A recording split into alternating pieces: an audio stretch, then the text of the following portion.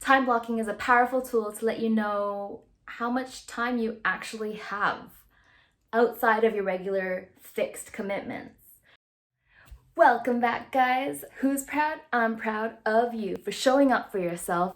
Here and now is week 3. Let's get it. So between week 1's goal wall and week 2's roadmap, you should have broken down a whole bunch of action items underneath. Things that you need to do in order to achieve what you want. But do you have time for them all? That's what we're here to find out. This week we're looking at time blocking. We're not planning your day hour by hour, but instead block by block with a very simple grid made on Excel. God, I love Excel.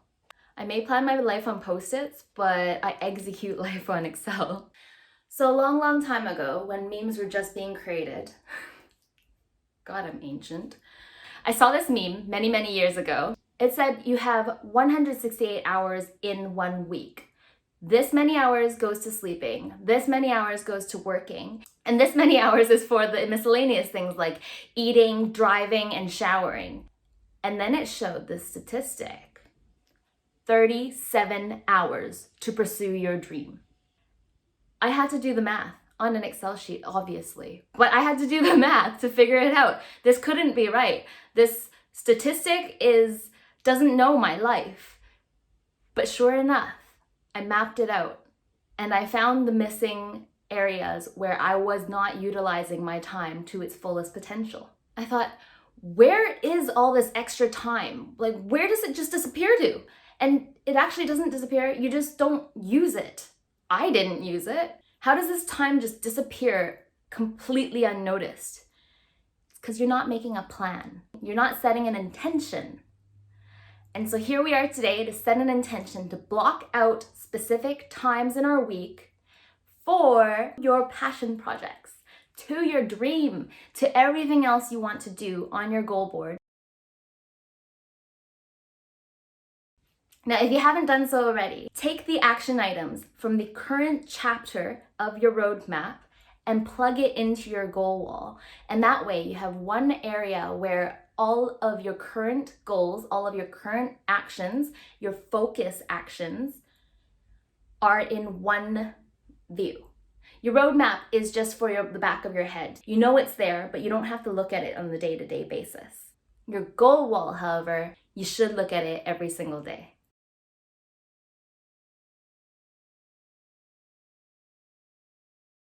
Ensure when you're creating blocks, try to simplify the view. We're not planning hour by hour here. So what you want to do is, for each activity, include the time it takes to prepare for that activity. For example, during normal days when you used to be getting ready to drive to the gym, that time it takes for you to get ready, pack your bag, drive to the gym, get changed at the gym, do the gymming, and then everything else that follows after. That should be all inclusive into one block. The activity has a routine around it, and it should be inclusive of all the time it takes for you to prepare and execute that activity. Definitely over-allocate your time because things come up. That's just life. You get distracted. Your friends will give you a call, you'll get a surprise meeting. Things will come up that are equally important. But if you over-allocate time to something, then at least when you are distracted, you still have enough time to dedicate to your original commitment. These distractions might be important and urgent, so you need to ensure that you have enough time to take care of things that come up as well as things that were planned and scheduled. Of course, with my color-coded system, that's the same across all my tools, I'm going to use this color-coded system to block out times according to my commitments. Create definitions for each color code. So you already have decided what kind of activities this color actually means. So when it comes to that time, you have options of how you want to use that time.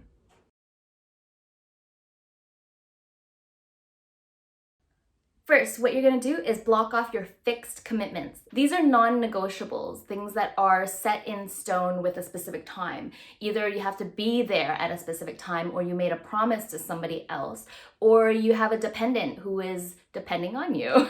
In structuring this grid, you want to create blocks during your waking hours. So set the time that you're going to wake up and the time that you're going to go to sleep, and then you work with the rest of your 16 hours. I know some of you think that you can get away with less sleep, but realistically, you're hurting your brain. So if you have school or you're employed or you have family commitments, those are fixed times. So plug it in, block it off. Create a block for your morning and your nighttime routine, and try to plug in as many habits that you were trying to integrate into that block. A cue is a really good way to instill a new habit. And the cue in this case is waking up or getting ready for bed.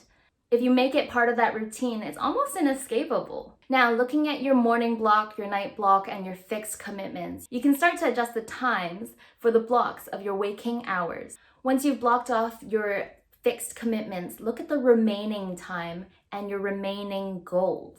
These action items typically take the form of SMART goals, which don't require any more breaking down, or habits, which you're just trying to incorporate and instill in yourself, or what I'm calling projects, which require a little bit more of either a checklist, things that happen repeatedly every single time you do this activity, or a task list, which is usually a to-do list where you cross off items as you've completed them. But perhaps they don't really have a real deadline because it's a passion project. But at least you're dedicating time to it.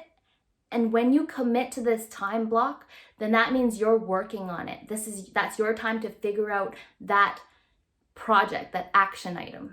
Start by allocating your priority project goals, the ones that hit home the strongest, that will have the greatest impact on your performance by learning or actioning it sooner than your other project action items. And here's the trick. If you can't fit it in right now, you don't have time for it right now. So you have to put that goal aside back into your roadmap for later, because it's still a goal. It's still something that you want to achieve, that you need to achieve, but you don't have time for it right now. You have to learn to prioritize and choose what is essential to learn right now, to focus on right now, to knock out of the park right now.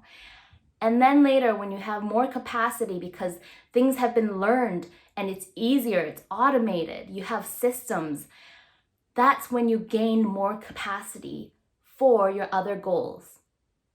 A huge part of goal setting and prioritization is realistically knowing how much you can take on. Being realistic about it.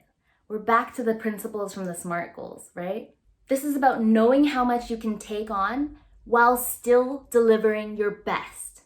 Your quality is not compromised. Maybe it's not perfect, because you shouldn't be aiming for perfection because it doesn't exist. But even though it's not perfect, it's still of high standard and high quality and something that you could be proud of showing off or presenting or giving or creating. It's that you're still delivering your best. So just have that moment of sober evaluation. On a weekly basis, am I committing enough time to this project in order to complete it by the deadline I've given myself? Re-evaluation is a continuous process. So give it a try for a few weeks, your ideal weekly routine, and see if it works. If it doesn't, then make adjustments. You are the expert of your own process. These are tools. You are the solution. So you have to constantly reflect, constantly reevaluate, constantly build self-awareness, self-actualization, and self-care. And always ask, what's good, what's bad, and how can I do better? Once you have these time blocks in, I want you to take those project action items, create a header across your workbook, your notebook, what you use day to day.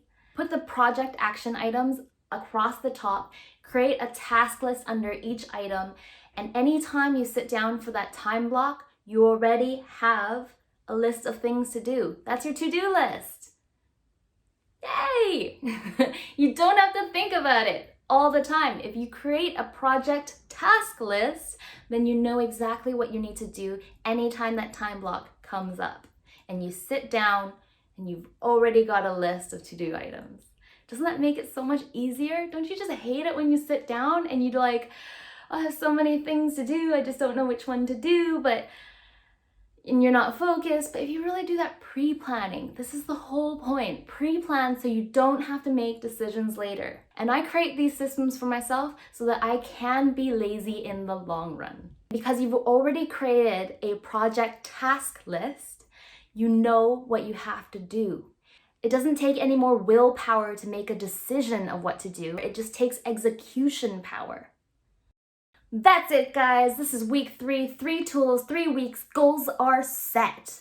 What do you have to do now? You have to implement. I'm gonna be breaking down more tools into how to work through your big projects.